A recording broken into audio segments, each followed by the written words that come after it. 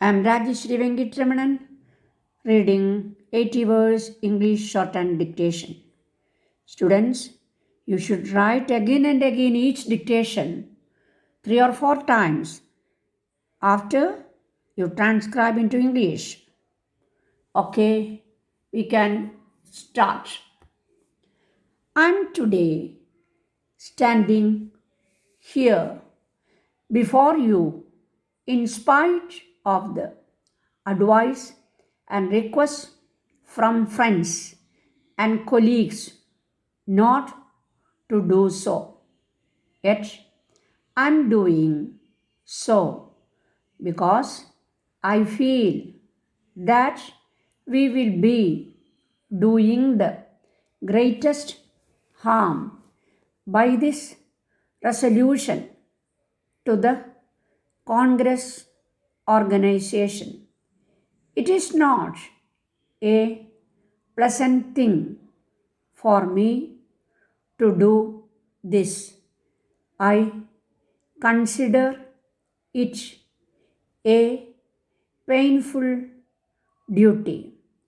If I have to serve the Congress and the nation usefully in whatever years of life are left to me, I think I must see that clean methods are employed and that we do not stifle our conscience or that an atmosphere of fear which I see hanging around everywhere should not continue anywhere. I find many of my friends and colleagues being afraid of voicing their honest view. When they meet me, they are very much displeased with some of the decisions or some of the actions of the Congress. But when it comes to facing the authorities and telling them so, they are afraid. When I ask them why they do not do so and speak instead behind the backs of the authorities, unnecessarily creating a bad atmosphere, they tell me specifically what can we do if we cannot get an election ticket.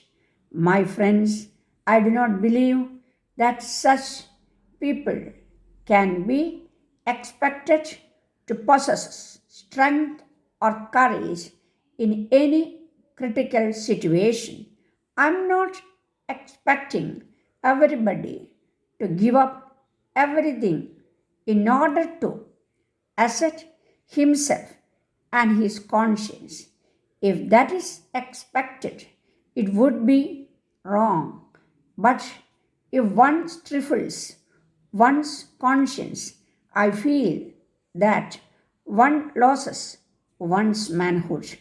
That is what I feel. That does not mean that everybody should feel the same. Please do not think that I am trying to arrogate to myself a greater measure of conscience and feeling than all of you have. That is not my function. That is not my purpose.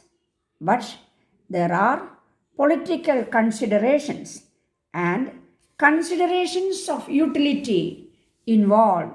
Duties are sometimes forgotten. That also is an experience in human society and more so in political bodies. The Congress to which I have the honor to belong has been the one institution and the only one, not only in this country, but in the world, for whose ideals I have such respect and love that I cannot have the same for any other body.